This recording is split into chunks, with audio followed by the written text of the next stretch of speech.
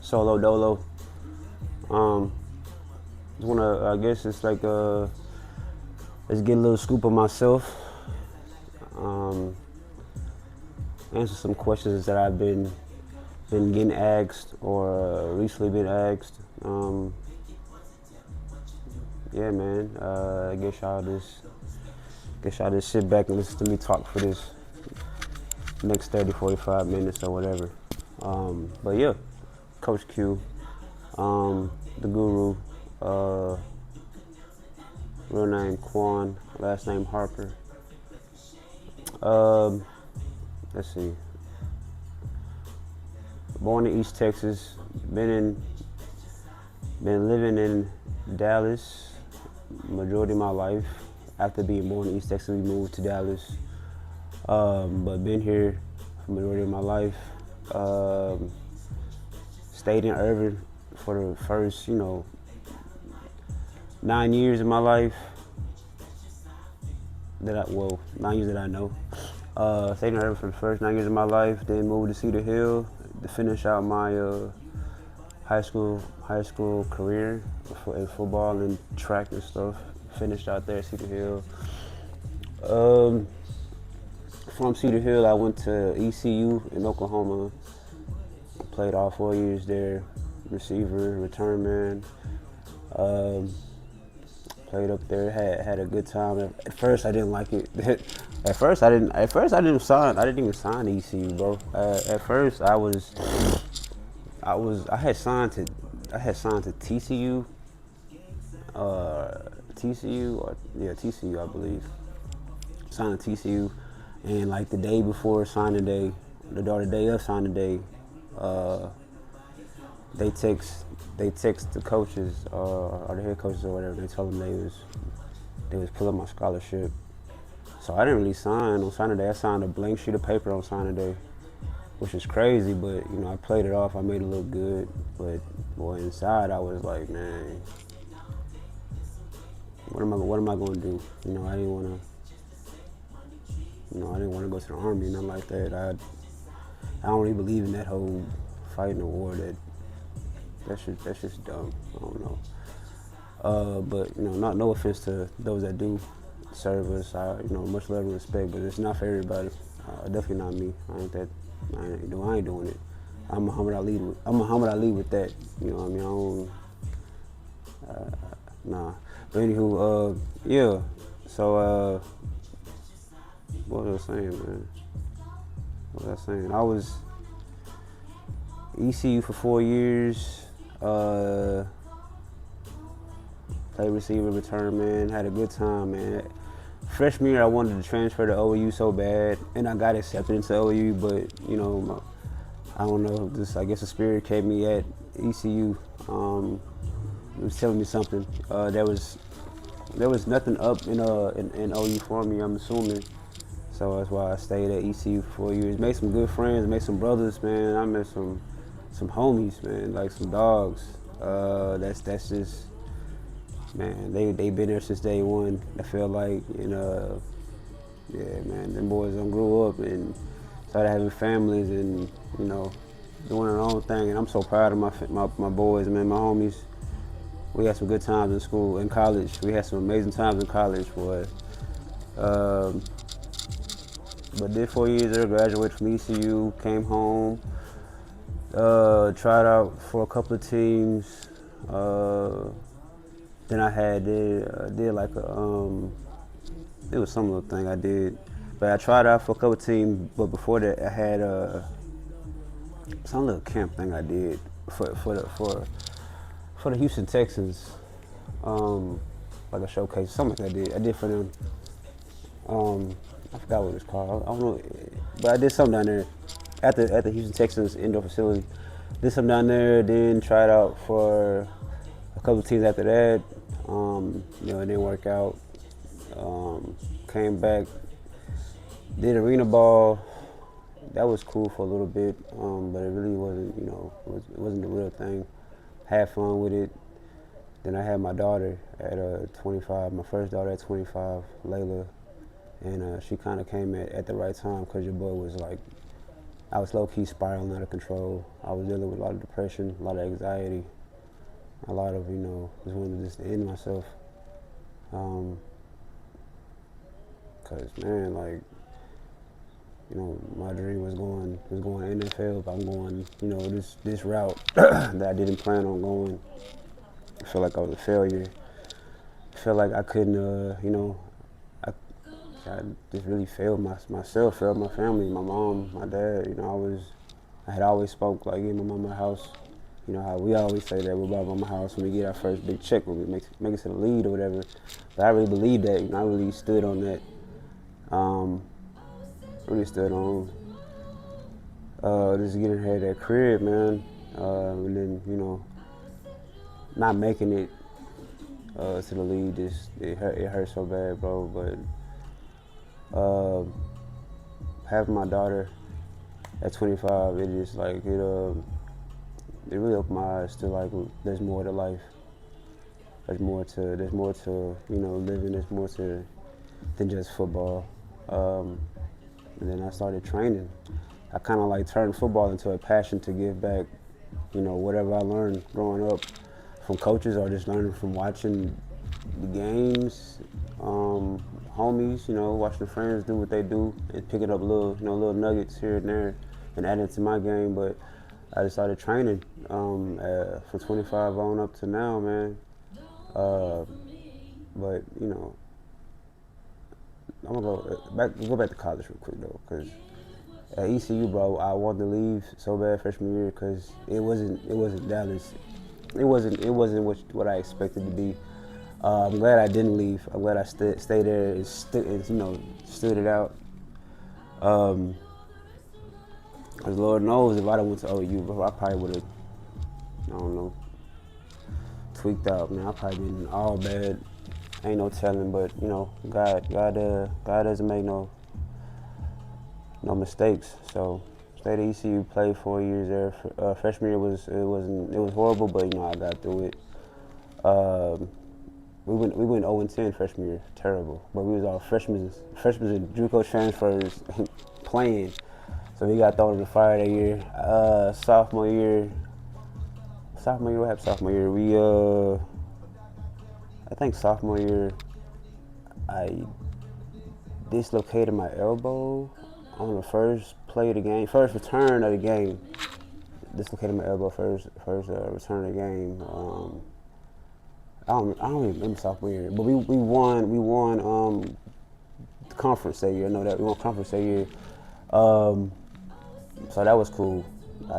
Yeah, that was cool. We won conference, but nigga didn't play. Nigga didn't play none that year. Well, I was devastated. I could have transferred freshman year, but I stayed and missed the whole goddamn season. But the following year after that, I don't think I got a red shirt. No, I didn't get a red shirt. I think I did. Yeah, I did get a red shirt. So they gave me a red shirt sophomore.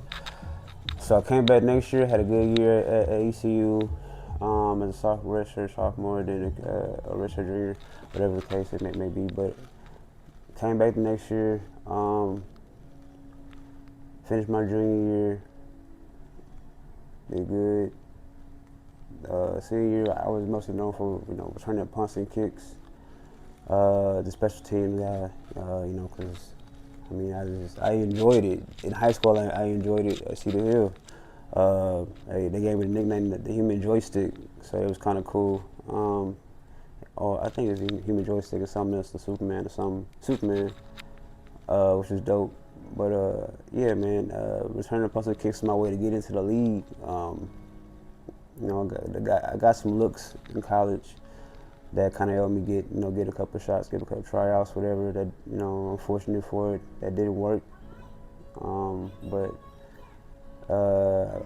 college was a good experience. I enjoyed the experience of being out of Texas, enjoying the country life, being in the middle of nowhere. It kind of humbled me, kind of made me grow up a little bit. Well, no, a lot. I grew up a lot, man, because there's nothing really to do up there but football and go to school. So if you want to have fun, you had to drive 30 minutes to an hour away to the city to see anything like that was popping. You know what I mean, right? Um, yeah, man, he was cool. Graduated. I think the first in my family to graduate, the first male in my family to graduate from college. So to set the bar pretty high for my son, for my kids, for whoever looks up to me. You can do it. I did it. And I didn't want to go to college. I did not want to go to school. I was trying to figure out ways to get to the NFL from high school because I did not want to go do no more school, man. But I think Coach Rue, Coach McGuire, Coach Benjamin, for this keeping me, locked in high school, because they know I wanted to, as bad as I wanted to quit on the day I didn't sign. They kept me locked in. They kept me, up and not so sad or depressed or so hard on myself.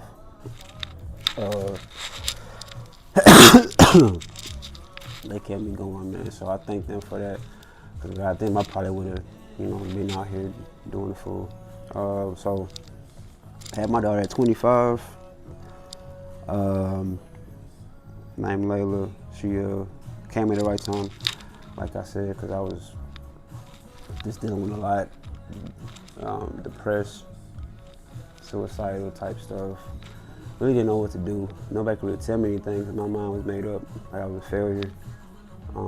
But my daughter kind of, changed the gear for me and gave me some motivation and started training. And the one thing I wanted to do with this training thing was help some kids, help,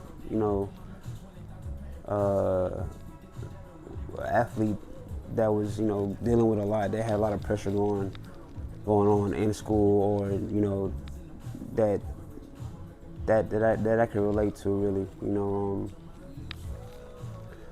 because I never had it growing up. I never had anybody really just to talk to and break down what I was dealing with mentally as a kid. Growing up, being home by yourself all day, all night after school, having to, people know, getting home, don't answer the door for nobody, lock the top lock, the bolt lock, mama don't get home till the next morning or the morning after that because she's working 2 or 3 jobs. Dad is just, driving trucks. Oh man, talk about that. My dad. I have 2 dads. I have a stepdad and a real dad. My real dad been there since I was born, for sure. He's a real nigga for sure. That's my dude, man. My dad been there for sure. Then my stepdad, he's been there since day one too. My mom and my real dad weren't together. They was cordial, they was cool, but they weren't together. But my stepdad, he was he I don't know how they met. It's weird. They never really told me, but my stepdad and my mom met in the apartments. I believe they stayed in Irving.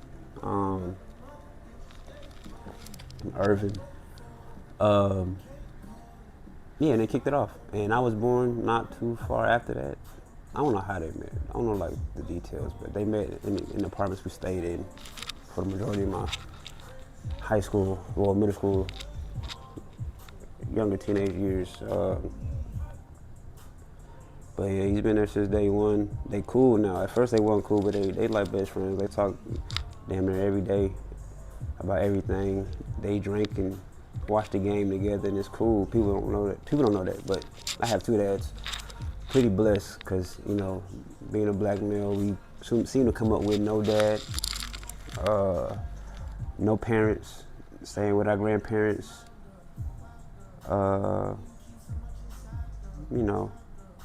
Jumping from couch to couch, or what case may be. So me having 2 dads is crazy. So I cherish it. I'm grateful for it. Hold on, my wife sent me this text. But yeah, 2 dads, cool, best friends. My mom is, you know how mom is. My mom is my rock. She's that's where I get my attitude from. She's I don't know. Yeah, I get my attitude from my mom. My little ways, my little hustle ways. My mom, she's cool. That's my That's my nigga and my best friend too. My sister, I have an older sister. She's a splitting image of my mom, twin. But she's a light skin. She's like red bone. Older sister, she's cool. Jess, that's my homie. We haven't always been the best, but we were our whole bond is growing. It's getting better. It's way better, honestly, and I thank God for that.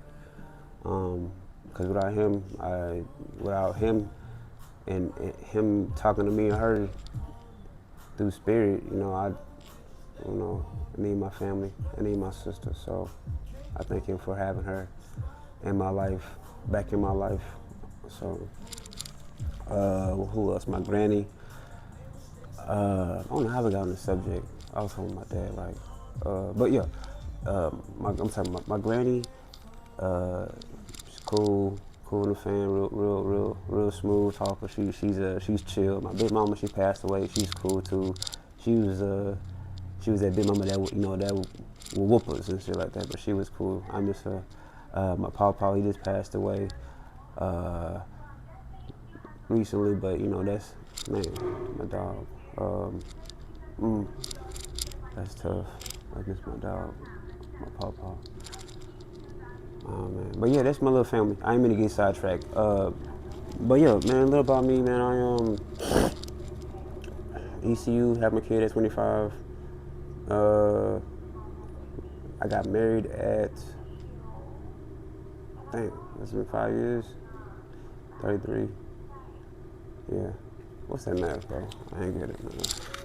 Do that real quick. Make sure I'm right. 28. Got married at 28. I had to make sure. Don't laugh at me. I hate math. And I'm a teacher. I hate math though. That ain't my specialty. Got married at 28. Been married for 5 years now. Had a son that's 5 now. Had another daughter. She's 2. So I got my little family, man. I don't know. People say I'm lucky. People say I'm living part of the American dream because I have a family. I'm married, so I'm grateful for it. I think the American dream would be if I could, have some acres, some land, bro. Have a nice sized house.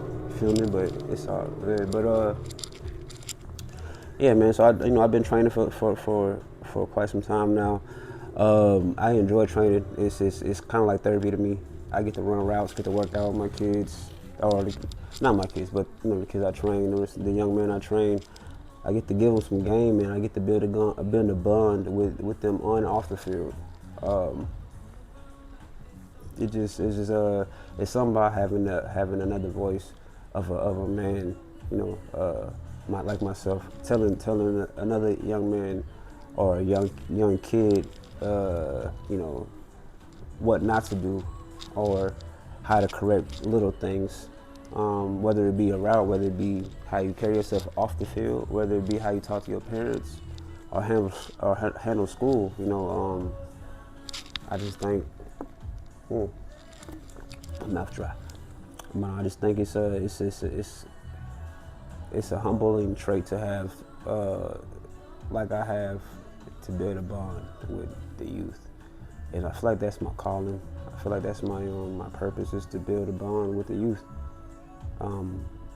Be that mentor, be that outlet, be that that big brother or that uncle, what the case may be. I think that's my purpose is to be that male role model in those kids' life that that come around, that come train, or that I teach or that I coach in school. And I want to thank Brandon, my big homie, Brandon Newey. I want to thank him because he the first one that got me started with this. He really kind of kicked me in gear with this because he trains quarterbacks, and I used to go out there and run routes for him. And one day he was like, "Bro, you can teach this. You know what you're talking about. You can teach it. Why not get paid for it and make it a thing?" So I, kind of thought about it. I kind of prayed on it. I wasn't so big on my faith then, but I kind of prayed on it, and I just one day I just went out there and started doing it. Posted a couple posts on Instagram, Facebook, and Twitter at the time, and it blew up. Kids started coming out, started charging $25 an hour. $25 an hour. The B was like, bro, you're charging yourself too low. You're lowballing yourself. People were telling me that you're lowballing yourself. You need to go up some more. I was like, bro, I'm not trying to get rich, but I get it. I get it now. I get it. You know, you can make a good affordable side income with this. So, you know, I charge what I charge now, and it works for me. It's not too high. It's not expensive. It's doable. You know, and reasonable in my opinion. Some people are charging double of what I charge, and I don't understand it. But I guess, you know, this is their only source of income, so I get it. Maybe that's just, you know, what they feel like they're worth, and people pay it. People gonna pay with, you know, what they want to pay. So no shot at nobody, no hate at nobody. I love it. Get paid, young fella. Get paid. Yeah, man. Been training since I was 25. I've been training before that, like 25, 24, 25, yeah. I love it, man. It's a good way to connect back with yourself. You know, work out the kinks, clear your mind, and just focus on what you gotta do in the football field. Like, it's kind of like when you go hoop in the gym by yourself and you work in your form, you're shooting the ball. You ain't worried about nothing else but shooting that rock in the gym. So when you're on the football field, you worry about, you know, this drill or this route or sticking your foot this right way, or, you know, stretching and just, you know, tapping into what we're about to do. This workout, you know, you gotta focus. So I enjoy it, and people tell me I'm doing the right thing.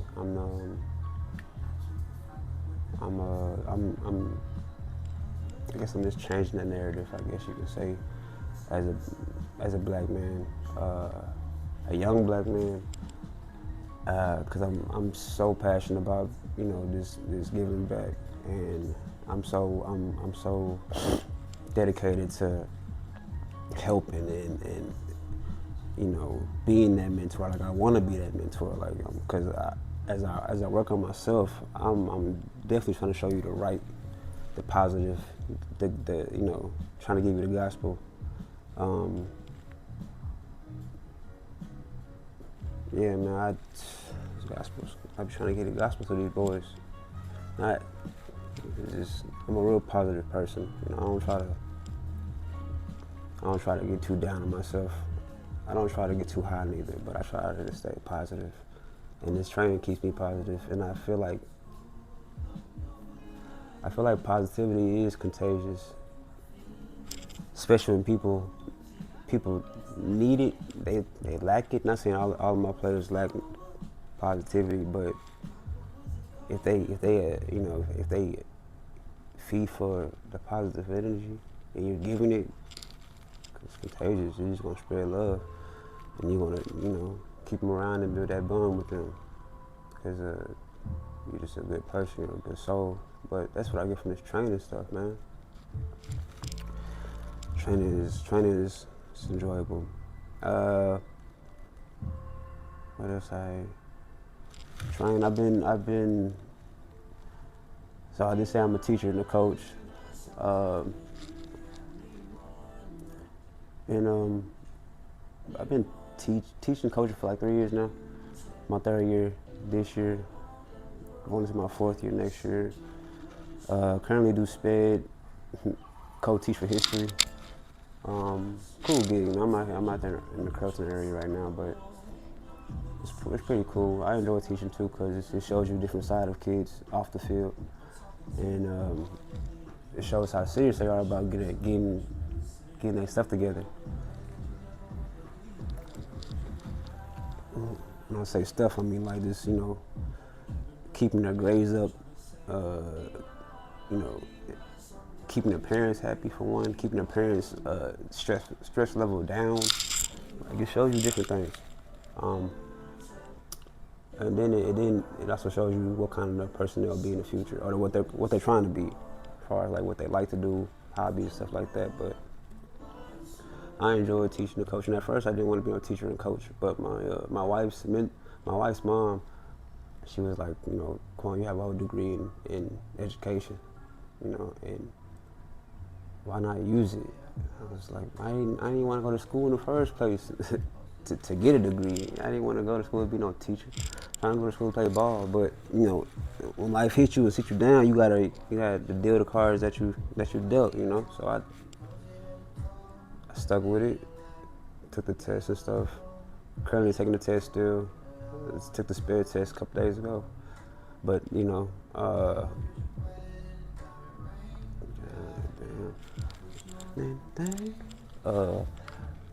yeah, man, I didn't want to be a teacher or a coach. Cause I just seen how kids work, man. I feel like kids these days is different. They wild. Like they have no self. They don't have no self-respect. Or they don't respect the people around them. I feel like my generation was different. I feel like we were scared of the belt. We was scared of that mama voice, that daddy voice. We were scared not to go outside. We wanted to go outside. And these kids now can stay inside all day and play the game and be on social media and TikToking. I don't like TikToking. I don't understand it. I get the business side of it, but I don't understand the whole dance and stuff of it. You know, but do your thing. You know, peace, love, and TikTok for you TikTokers out there. Nah, man.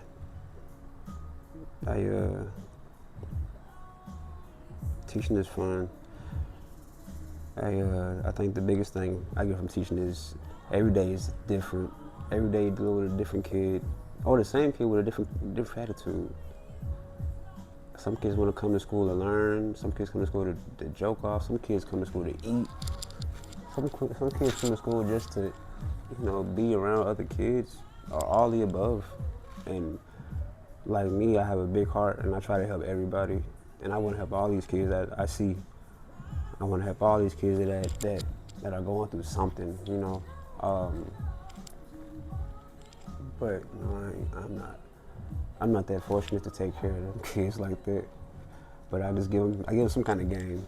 I let them see me, you know, upright, you know, positive all the time, smiling, and kicking jokes and stuff.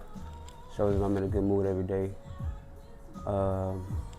But it's sometimes it hurts seeing kids that don't have, you know, the right pair of shoes on, or same clothes, or they just, you know, they need that extra help and care. You can only do so much.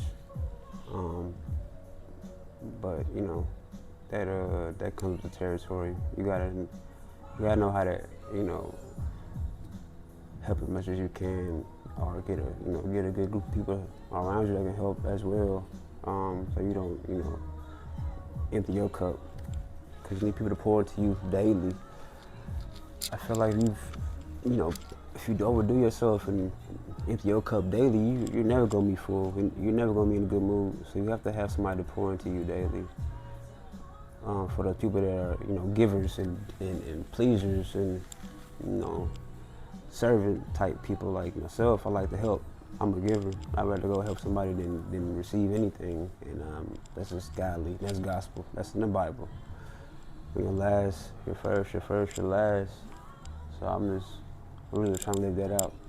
I'm trying to live that out for sure. Man,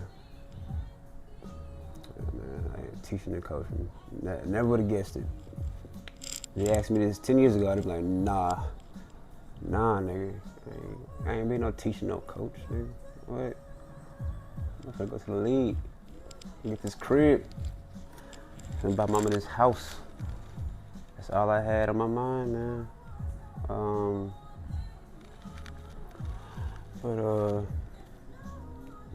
Yeah, it's cool though. I advise y'all to do that, to try to get into a career field that you can have forever. I'll get into teaching and coaching, man. I know the kids ain't the best, but it's a stable job. You always have a job. I always have a job. And you have vacation time. Why for me going for the whole summer? You hear me? 2 months? For me going for the whole summer, bro. It's crazy. And enjoy it. You can't beat that. But I mean, if you're an entrepreneur, then I get it. If you making your own money, got your own business, and you set like, hey, more power to you, my boy, my girl, one of the two.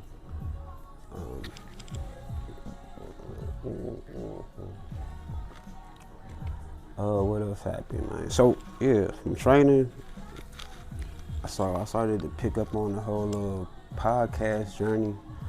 Cause I started watching a lot of podcasts. I started cutting back on listening to music, especially rap music nowadays, because rap music nowadays is not the most positive.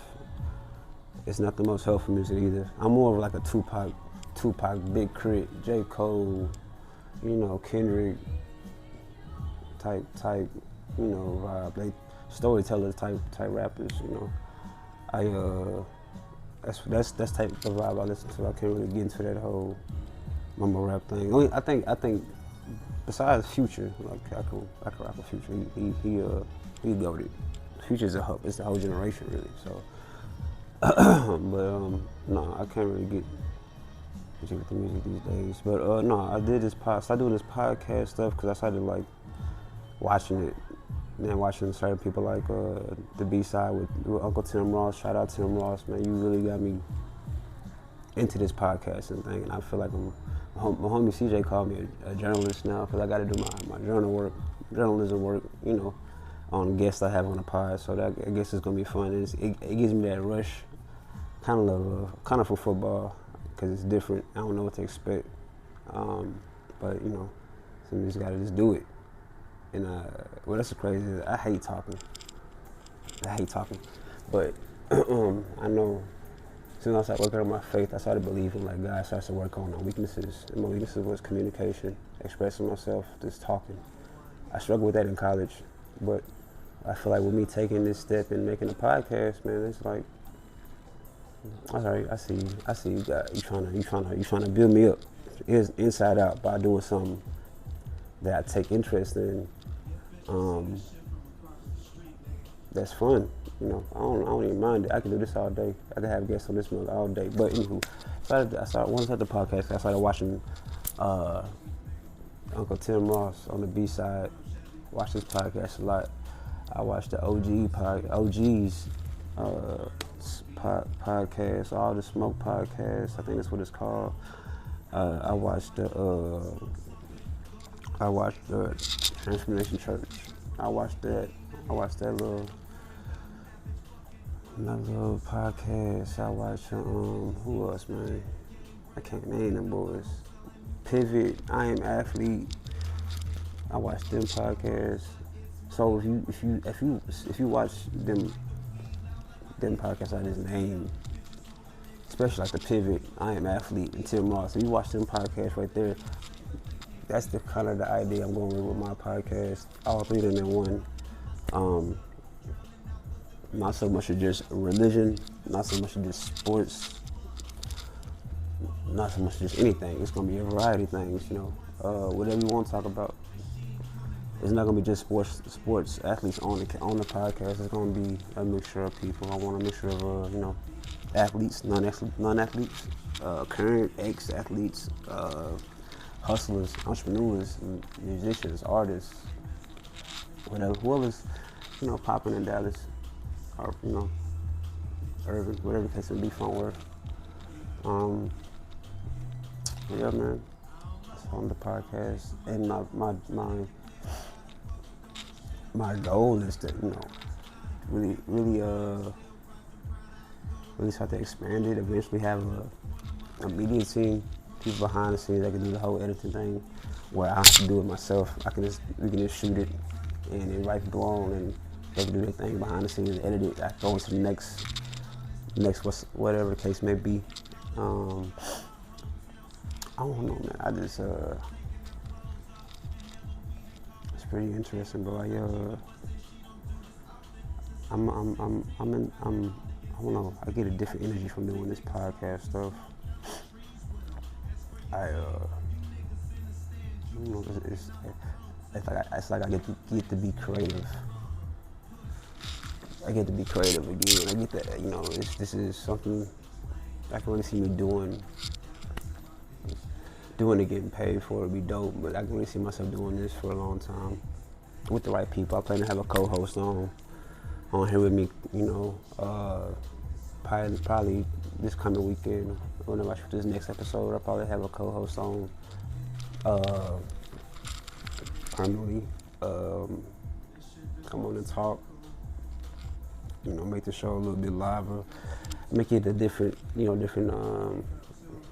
point of view. Maybe they might know somebody that I don't know. We can invite them to pod. We can chop it up, have a good time, what the case may be. What else?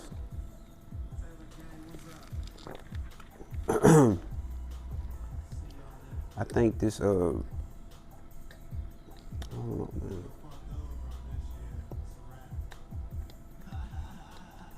I don't know. I really feel like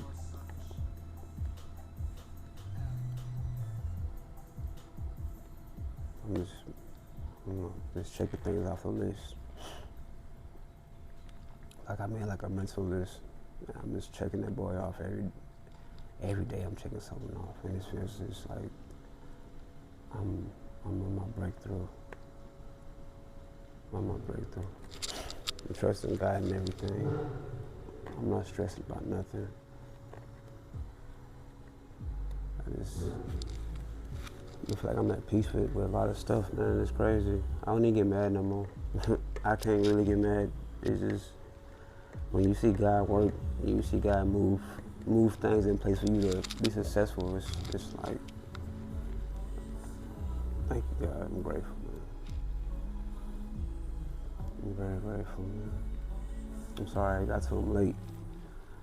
Yeah, that's all I can say. I sold my faith, man. My faith had never been, it's way stronger now. Like back then, my faith was, I was 1 foot in, 1 foot out type, I believed God on certain things, and then I didn't believe God didn't love me because of my upbringing. Like, I grew up with my mom, she stayed in East Texas for a couple of years, and she brought me up to Dallas by herself. I left my sister down there in East Texas. I don't know why, but that created the whole, me and my sister never got along. So we went at least like half our life, if not more, of our life without seeing each other. And we would go down there, every holiday to my big mama house in East Texas.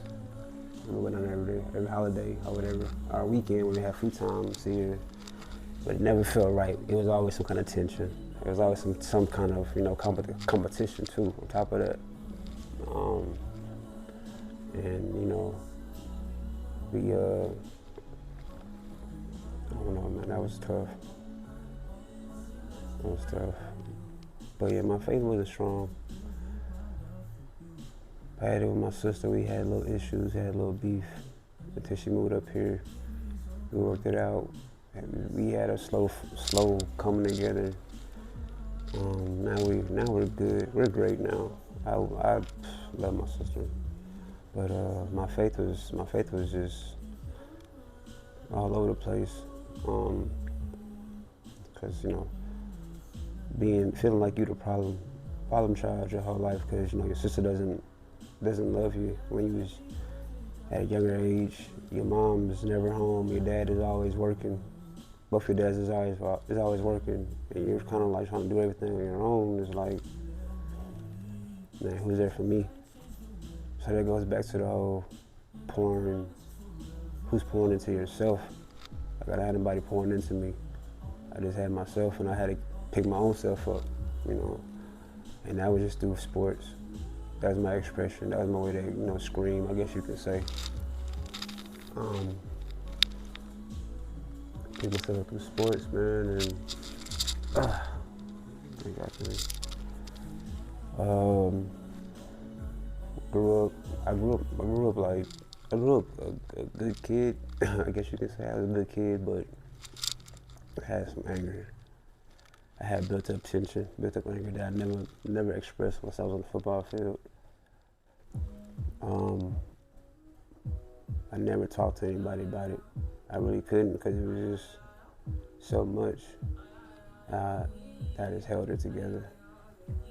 You know, it's all you can do is when you have nobody else, you gotta check yourself. You gotta double down and just get through it any kind of way.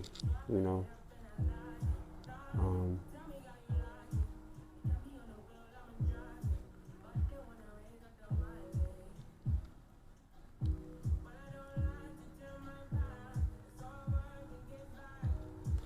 you know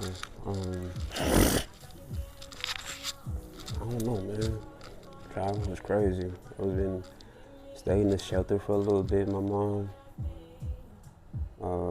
lost some homies at a young age. Lost my other one of my best friends recently, like 2 years ago. My name Aaron. My boy should be here with us, man. My nigga should be here because we used to talk about getting our kids together all the time, man.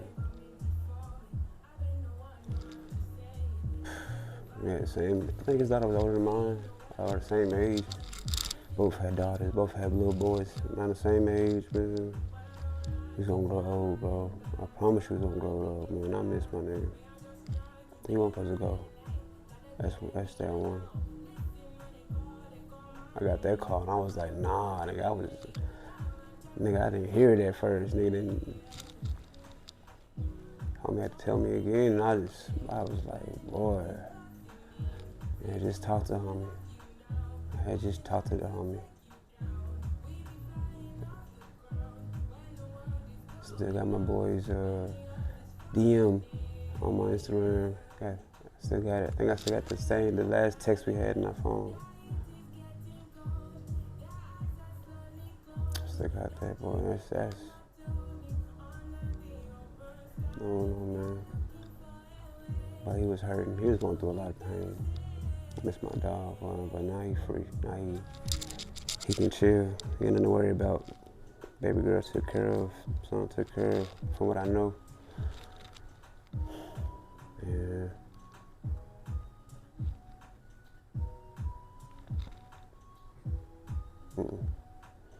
Yeah, man. You know, growing up, not having nobody really to talk to, kind of like, you know, played a impactful role in my life. That's why I was so like determined to go to the league. So, you know, maybe somebody would finally sit down and ask me how I'm doing, see what I'm dealing with, instead of me trying to help everybody else out. But I didn't really know that was just how, you know, that was just, I feel like that was just God just showing me, like, you know, just do you, you know, just serve, be obedient, keep going, don't stop, stay focused. You know, that was just, that's how I take it, you know. Not so much as not have somebody to talk to, just the point as, you know, this is, it's me against the world. It's me trying to get somewhere. I have a goal I have to get to, you know, and nobody's getting in my way. Nothing's gonna stop me.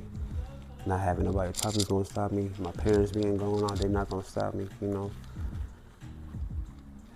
So, you know, I think that was just, looking at it now, that's how I look at it. So, I take it as I take it and run with it, man. It just made me a better person, I feel like.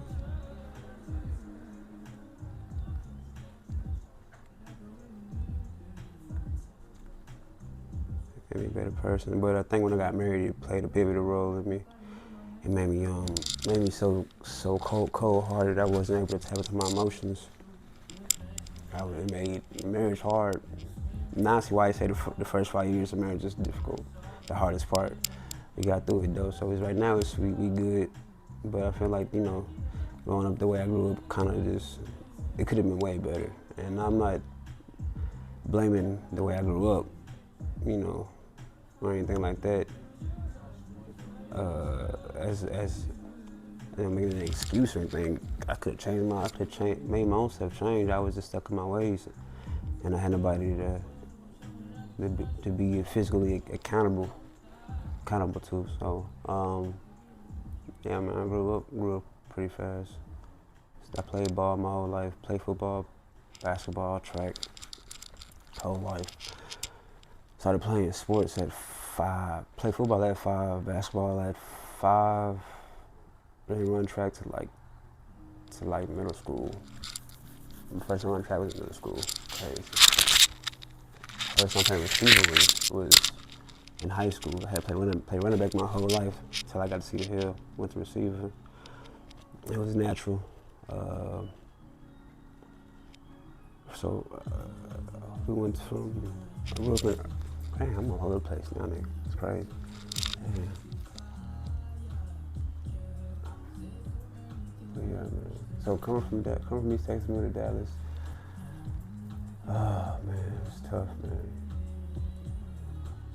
Having that outlet was amazing. Playing football, once it got took away, this damaged the boy. I had to figure out a different avenue. I had to figure out a different outlet. So this is what I picked up on doing this podcasting stuff. You dig? Whoa. Nah, but I got a couple of questions that have been asked. People have been asking me a couple of questions. So first question was, who is Quan Harper? Quan Harper say he's a determined, God-fearing, positive young man, young king. I'm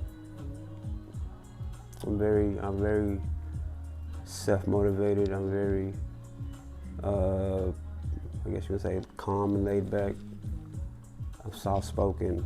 I'm humble. I'm slow to get mad. I don't see any positive in getting mad. There's no reason to get mad. Just chill out, walk away, whatever the case may be. But yeah, I think I'm just a real chill individual. I think I'm that uncle, that good uncle, the great uncle that come around that we just, you kick it with and have fun with. We finna chill. But yeah, that's a little bit, I guess that's me. Yeah. Second question, how was your football journey? I think it was great. It could have ended great. I could have went to the league, but I think it ended great. I think it ended where it was supposed to end. And I think that's why you have different seasons of life. My season of football ended, so it was time for me to find my why. I think I used football to get through life. I used football as a crutch to get through life, and it was at the point for me to let go of football and really find my own footing. So I think football ended pretty good for me. The journey was good. I enjoyed it. Cause now I train. Now I don't do too much running. I'm getting to the point now where my knees start to hurt. So I'm good on the whole breaking down and juking niggas. Just, I have nothing to prove. I'm Gucci. You feel me? Good question. Third question. What were the things you didn't like about football? I think it was working out. I hated to work out. I love to go play in the game though. But the whole lifting weights and the conditioning part, hated it. Didn't like it. Never wanted to do it. But I had to double down because the goal was to get to the league. So I had to bite that bullet. I was in the gym when I had to be in the gym. Sometimes I slacked off, but for the most part, people held me accountable. So yeah, I didn't like the working out part. I didn't like study hall neither. I hated study hall. I think they thought it was dumb, but people needed it. As freshmen needed it, so we had to go. But it helped me graduate. So shout out to study hall. Shout out to the coaches that had me in study hall. Appreciate it, my dog. My dog, indeed. Okay, next question. There's 10 questions, matter of fact. So next question. Were there any moments that made you question your skills and abilities? I think two, two, two times. So when I left Irvin and came to the Hill, switching from running back to receiver, I feel like I shorted myself. I feel like nigga, I could have been playing receiver the whole time in Irvin. I could have been playing both ways in Irvin. I was just limited to one spot, and I wasn't testing the waters, and I feel like I shorted myself on that. Other parts when I went to college my freshman year, and I got pressed up against Chuck. My boy Chuck, he pressed me, and he slammed me to the ground, bro. Freshman year, and he was, I think Chuck was a senior, I don't know, but yeah, I was like, bro, this isn't normal, man. Am I moving slow? Am I tripping? Did I trip? What happened? What's going on? But nah, I think that just shocked me because nobody has ever put hands on me like that off the line, not in receiving. I think Jamil Bagley did in the spring game at Cedar Hill. I don't know if it was on punt return or if I was at gunner. What the shit may be, but he pressed me. But other than that, I don't think nobody else pressed me up like that. Not off the line. I can't think nobody else. But yeah, man, that's sometimes I question my abilities. I was like, bro, that shit is not normal. But he helped me out. Chuck helped me out. He helped me, with my game. He showed me little gems here and there. So I picked them up, and I had some other homies in college help me too. So it was a wake-up call and a humbling experience too. So I ain't mad at it. It's cool. Next question: how did you ignore the criticism and hate? I've never really been affected by hate or criticism because I've always been just to myself, man. I feel like I've always kept the main thing. I've always been focused on whatever I'm focused on, and like I said, nothing was gonna get in my way. Not emotions, not nobody talking about me. If he was talking about me, I was gonna go harder. He was gonna hate me. But I was just, I was always quiet. I was never the talkative person. I was always the go-doer. I would do double the reps, or I would do slot in outside, or go to running back, do swing routes, whatever the case may be, and go return, put some kicks in practice, and still just like stay focused. Like that was the main thing. I would always block it out. Whether it be in school, I would block it out. I think the only time I did get mad, or no, I never got mad. I think the only time I ignore criticism, well, it wasn't ignore criticism, but the only time that something really got to me was when in high school at Cedar Hill, we was playing Plano West, and we went to halftime. No, not Plano West, we were playing Wiley. And we went into halftime, and our coaches got into a disagreement, and we came out of halftime and we lost the game because our coaches couldn't get on the same page. And I was like, bro, that was the selfish shit ever, bro. We could have won that. We should have won that game. Me and JB had it all planned out for state, boy. But that was way back when. Next question. What's the name? Oh, what was the moment that you made? Wait. What was the moment that made you realize you had the passion for this? Okay, my bad. Let me read it again. My bad. What was the moment you realized you had the passion for this? I think the moment I realized I had the passion for this is when I made my mom smile, or let's say, made my parents smile. Because, like I said, I've always been a pleaser. I've always been a person that would want to make somebody else, smile, make their day better. So, seeing my parents, my family light up when they see me play ball, score a touchdown or do what I do on the football field, I was like, yeah, man, it's easy. It's helping somebody else. It's not for my joy, it's for my family's joy. They love seeing me on the football field, and they always spoke highly of me. So I was like, yeah, man, why not? Why not stick with this and make it a thing? And that kind of carried on to other sports like track and basketball. I was good at it. I was good at track. Basketball, I was more so of a defensive player. I didn't really score that much if I didn't have to. But I play defense. I get the rebounds for you. I see the floor. But nah. But football, um, yeah, I think see my family smile and speak highly of me and speak things over the future like the NFL or the one to make it out the hood or whatever the case may be. It was love, and it just made me go harder. And that was a drive. That was the focus. Just making them happy. So that's where I get it from. Next question. Have you ever felt like quitting? The day I didn't sign in college, um, the day of signing day when I didn't sign, I felt like quitting everything. I felt like quitting sports. I felt like just being a regular student. I felt like staying home, bro. Cause I was like I did all this for nothing. I'm not even going to school. I'm gonna be home for the next 4 years on my mama's couch type mess, fam. So I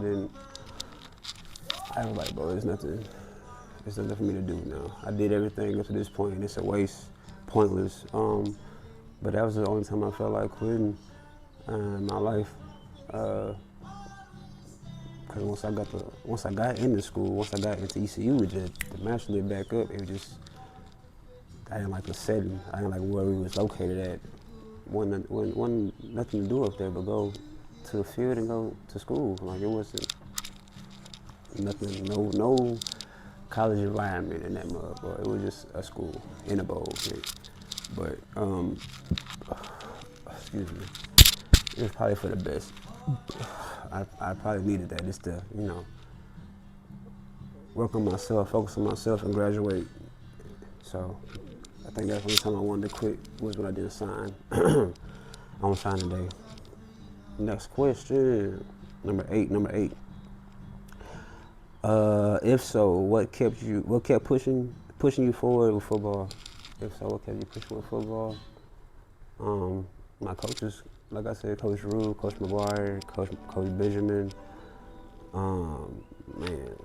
Coach Lynn, all the coaches, Coach Leonard, they all kept me going. They was just keep me up, man. They was like, it's going, stay patient, stay cool, don't get down on yourself. We working on something with this one school, a couple of D2 schools, and at the time I was like D2 ain't the way to go, D1 a bust. That's my whole mentality, but they kept me going. My mom kept me going. She would help me send film out to different schools. She would help me do our little questionnaire things to apply to schools. Well, I really thought I was going to college. I thought I'd be mad disappointed in myself. But yeah, that's really what kept me going. My coaches and my parents kept me going. Because without them, I wouldn't even be here probably today. Probably somewhere on the street, if not dead, bro. So, being honest with you, number 9, what is the most influential thing about you? I feel like my energy, my positive energy. I think that's the most influential thing, because like I said, it's contagious, and all I'm doing is trying to create a positive environment with a safe space for you to come and kick it, to talk, and be around me. Enjoy my space. I'm not trying to shame you or judge you, because life already hard as it is. So what's that gonna make me? So yeah, I'm not. I'm definitely not that type, bro. I'm just real positive, bro. I'd rather see you win.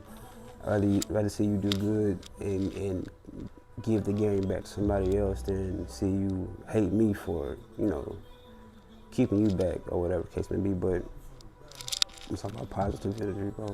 Positive energy, God and love. That's all I'm really about, man. I feel like everything will fall in order. They'll fall in place behind that. So that's my whole take on that one. The last question for this one was, how can athletes benefit from your sessions and even your podcast? I feel like athletes can benefit from my sessions is just because, you know, being around somebody like myself, not speaking, not being, you know, cocky or anything, but I'm positive, I'm welcoming, you know, I'm chill, I'm laid back, you know, I want to have fun too. I'm a big kid. At the end of the day, I'm a real big kid. I like to have fun. I'm a crack jokes here and there, so you know, I try to create an environment where it's safe, positive, and we kicking it, we having fun. There's nothing negative going on at my sessions. And then on top of that, I'm teaching you how to run routes. Who doesn't want to know how to run certain routes or do certain things that I can do that they probably can't do, you know.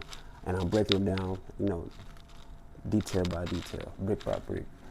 Then you're getting filmed sometimes too, so you want some footage. So I feel like, you know, people gonna do right for footage, and you're paying, so you pay this money, so yeah, bro, you gonna do right, because once it's in my pocket, it's gone.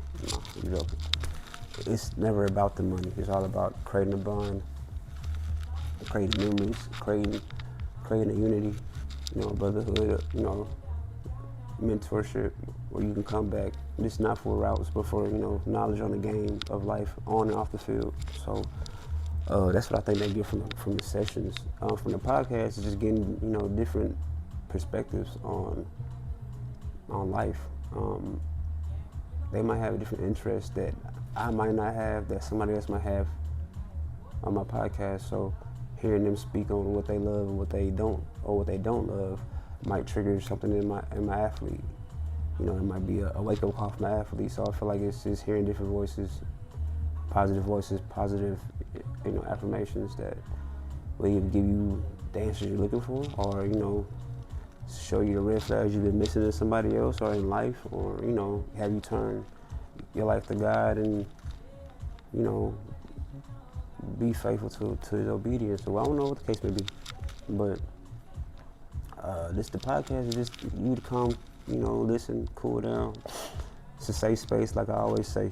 It's a family-oriented environment here, man. This is you know, Big Q, Big Unc, you know, Coach Q, whatever the case may be.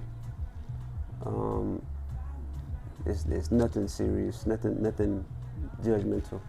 The podcast is just a safe space as usual, man. And I put my whole heart into saying that it's nothing but a safe space, and it's family based.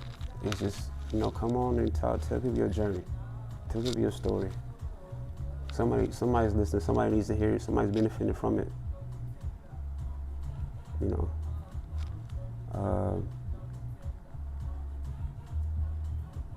Yeah, man. I just feel like somebody needs to hear it somebody needs to hear somebody needs to hear something at least a day, something different a day, whether it be good or bad, because it's gonna change your opinion or help your opinion on life. And if you're not feeding your soul daily, you're not really growing. You need somebody to feed you something, whether it's reading a book, hearing a podcast, teaching somebody else. You know, you gotta be feeding your soul some kind of way, trying to build something different, doing something different, whatever the case may be. You gotta be feeding yourself. You can't be so one-dimensional. You gotta be able to listen to everybody. Everybody has a story. I feel like everybody can relate to something from somebody else. So this is what the podcast is about. Now we're gonna have to play. Hate this life. Why she text me? Oh, we got 2 more questions. 2 more. Ooh. What they made? Hold up. What about me? What was it?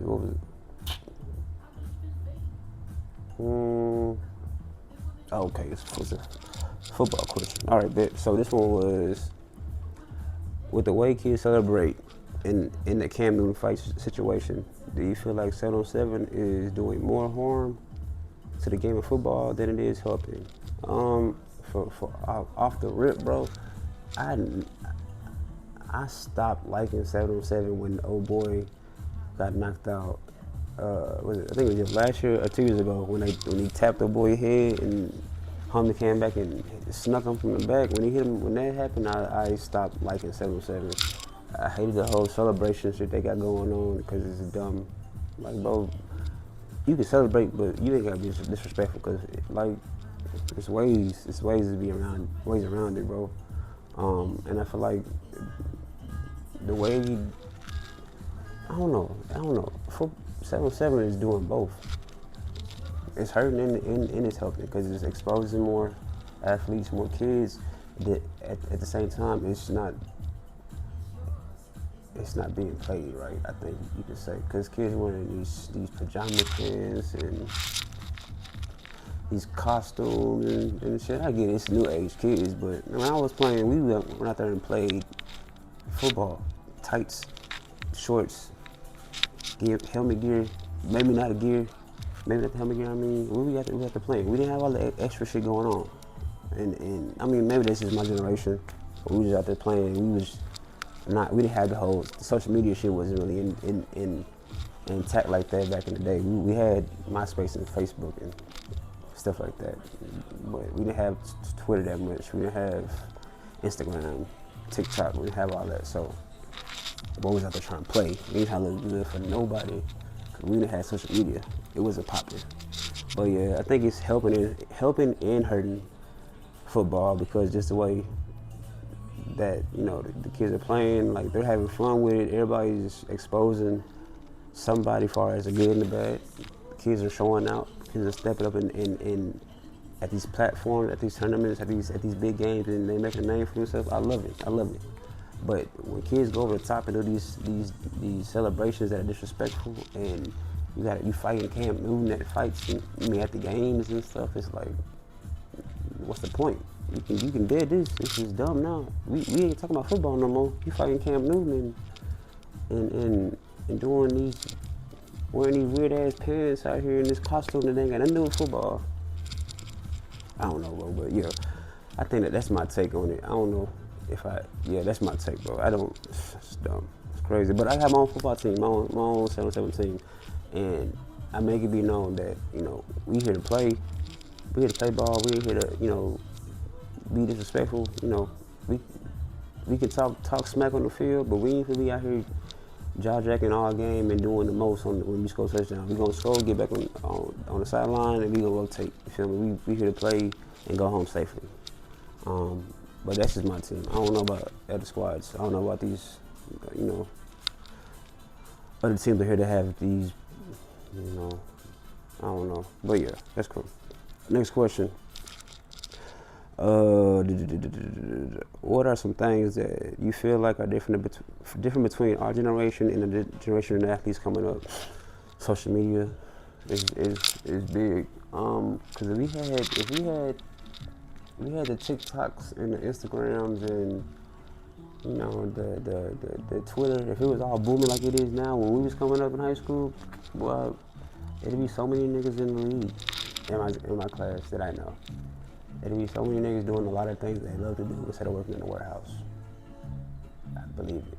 Because at homies had so much talent. Boys could rap, sing, make music, paint, draw, everything else. But football was our way out. And I feel like that's the big difference between now and back then.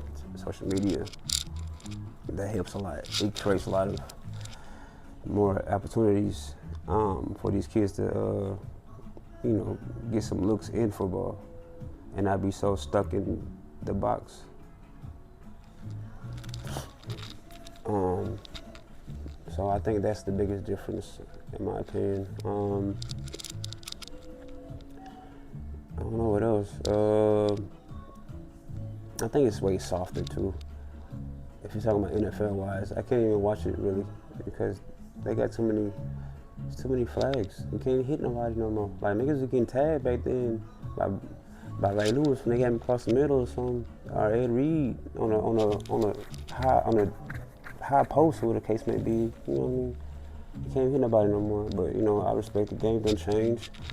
But there's been a lot of close calls too, so I get it. But I don't know. But then again,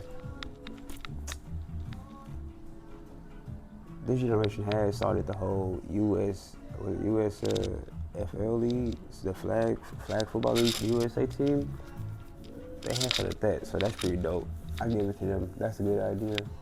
That's easy money if you playing ball still without being, without getting contact, helmet to helmet and stuff. So I got a lot of things going on out here, man. It's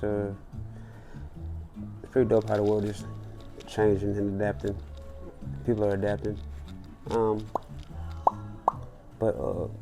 Yeah, man, on my faith ain't always been like this. Faith has been real rocky. I recently just got real, obedient and behind God, and whatever He says goes. I've recently been this way, turned this way, transformed this way, and ever since I have, it's been a great experience. Cause like I said, I've been at peace with a lot of things. I don't really get mad that much. I'm real calm because I always remind myself that God has the last say so. God can control everything. God will control everything. He can move mountains for me. And He has moved mountains for me. And that's the thing too. I look back on my life and I'm like, man, why am I not in love with God? Why am I not being obedient to what He says? Because He's done so much for me. So looking back on my life and then going to church with my wife more and having a wife that instills that love of God in me every day, has me reading and writing in my journal every day, watching Tim Ross every day, going to work every morning. Like, I have no choice but to love God. And I'm so grateful that I made the decision to give my life to Him. But, don't let this fool you that the podcast is going to be just about religion. It's not going to be just about religion. It's going to be about everything, man. I'm just saying, you got to get your praises when praises due. Because I wasn't worthy. I wasn't worthy of it. But, God is just working through me. Inside out. Inside out, Lord. Forever grateful. But man, I don't know if I got any more questions. Do I got any more questions? I don't have no more questions. That was a good number though. We did 12 questions. I rock with it. But anyway, yo. It's your boy, Coach Q, the Guru. Signing out, man. God is love. Love is God.